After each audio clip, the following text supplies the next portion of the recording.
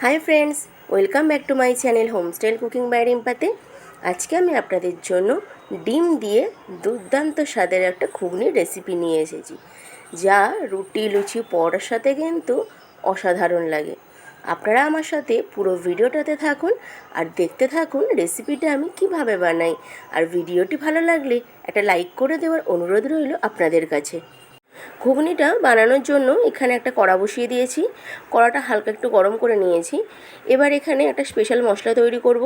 তার জন্য 3টে এলাচ, 3টে লবঙ্গ, 2টো দারচিনি, 2টো শুকনো লঙ্কা আর হাফ চামচের মতন গোটা জিরে, হাফ চামচ গোটা ধনে নিয়েছি। এইগুলোকে হালকা করে ড্রাই রোস্ট করে নেবো। করে ঠান্ডা হয়ে গেলে এগুলো মিক্সিতে গুঁড়ো করে নেবো। মশলাগুলোকে ভেজে তুলে নিয়েছি। এবার ওই কড়াতেই বেশ খানিকটা সর্ষের তেল দিয়েছি। তেলটা ভালো মতন গরম করে নিয়েছিলাম। এবার এর মধ্যে ডুমো ডুমো করে কেটে রাখা আলুগুলোকে দিয়ে দেবো। আপনারা চাইলে আপনাদের পছন্দ মতন আলুটা ছোট বা বড় কেটে নিতে পারেন। এবার আলুগুলোকে ভালো করে লাল লাল করে ভেজে তুলে নেব। আলুগুলোকে ভেজে তুলে নিয়েছি। কড়ার তেল একটু কম করে নিয়েছি। এবার এখানে 2টো ডিম নিয়েছি। এই ডিমগুলোকে তেলের মধ্যে ফাটিয়ে দিয়ে দেবো। আপনারা চাইলে ডিমটা আপনাদের পছন্দ মতন কম বেশি করে নিতে পারেন। এবার এর মধ্যে অল্প করে একটু নুন দিয়ে দেবো। এবার ডিমটাকে ভালো করে এইভাবে নাড়াচাড়া করে নেব। এইভাবেই ডিমটাকে ভালো করে নাড়াচাড়া করতে করতে একদম ভুর্জির মতন করে নেব। ডিমটাকে ভুর্জির মতন করে তুলে নেব। এবার কড়াতে বেশ খানিকটা সর্ষের তেল নিয়েছি। তেলটা ভালো করে গরম করে নিয়েছি। এবার এর মধ্যে ফোড়নে দেবো একটা তেজপাতা, একটা শুকনো লঙ্কা, একটা দারচিনি আর কিছুটা গোটা জিরে। ফোড়নটাকে একটু ভালো করে ভেজে নেব। ফোড়নটা ভালো করে ভেজে নিয়েছি। এবার এর মধ্যে পেঁয়াজটা দিয়ে দেবো। এখানে আমি 2টো মিডিয়াম সাইজের পেঁয়াজ নিয়েছিলাম। পেঁয়াজগুলোকে একটু বড় সাইজের করে কেটে মিক্সির মধ্যে একবার দিয়ে খালি ঘুরিয়ে নিয়েছি। আপনারা চাইলে গ্রেটারের সাহায্যেও গ্রেট করে নিতে পারেন। এবার পেঁয়াজটাকে খুব ভালো করে ভেজে নেব। পেঁয়াজটাকে ভালো করে ভেজে নিয়েছি। এবার এর মধ্যে 1 চামচ দেব আদা রসুনের পেস্ট। এবার এই আদা রসুনের পেস্টটাকেও ভালো করে ভেজে নেব, যাতে এর কাঁচা গন্ধটা চলে যায়। আপনারা যদি আমার চ্যানেলে প্রথমবার এসে থাকেন, তাহলে আমার চ্যানেলটিকে সাবস্ক্রাইব করে পাশে থাকা বেল আইকনটাকে অবশ্যই প্রেস করে দেবেন, যাতে সবার প্রথম আমার ভিডিও নোটিফিকেশান আপনাদের কাছে পৌঁছে যেতে পারে।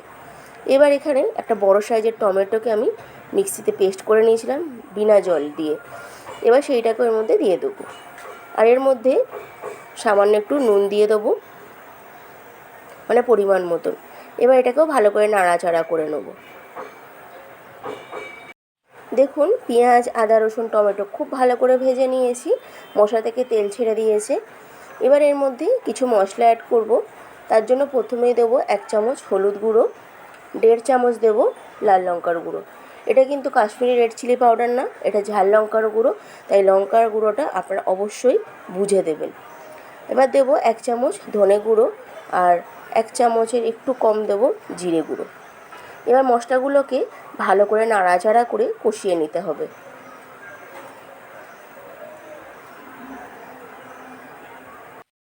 দেখুন, 2-3 মিনিট ধরে মশলাগুলোকে খুব ভালো করে ভেজে নিয়েছি। এবার এর মধ্যে ভেজে রাখা ডিম আর আলুটা দিয়ে ভালো করে নাড়াচাড়া করে এর সাথে মিক্স করে নেব।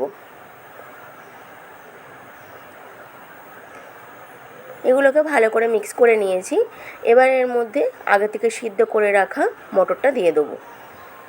দেখুন, মটর এমন সিদ্ধ করতে হবে যাতে মটরগুলো ভালো করে সিদ্ধও হয়ে যায়, গলেও না যায়। তাহলেই গিয়ে কিন্তু খেতে বেশি ভালো লাগে, দেখতেও ভালো লাগে। এবার মটরগুলো দিয়েও ভালো করে নাড়াচাড়া করে নেব। এবার যে বাটিতে মটরগুলো ছিল তার মধ্যেই কিছুটা জল মিক্স করে এর মধ্যে জলটা অ্যাড করে দেবো। আপনারা যতটা ঝোল রাখতে চান সেই হিসেবে জলটাকে পরিমাণ মতন অ্যাড করবেন। এবার এটাকে ভালো করে ফুটে আসতে দেব। দেখুন এটা খুব ভালো করে ফুটে গেছে। এবার এর মধ্যে আগে থেকে যে ভেজে রাখা মশলাটা সেটা দিয়ে দেবো। এই মশলাটা দিলে কিন্তু এর টেস্ট দ্বিগুণ হয়ে যায়। আপনারা অবশ্যই চেষ্টা করবেন এই মশলাটাকে দেওয়ার জন্য। এবার এটাকে ভালো করে নাড়াচাড়া করে নামিয়ে নেব। দেখুন বন্ধুরা, ডিম দিয়ে ঘুগনির রেসিপিটা আমার একদম রেডি হয়ে গেছে। আপনাদের যদি আমার এই ভিডিও একটুও ভালো লেগে থাকে তাহলে লাইক, কমেন্ট, সাবস্ক্রাইব করতে একদম ভুলবেন না। ভালো থাকবেন, সুস্থ থাকবেন। Thanks for watching.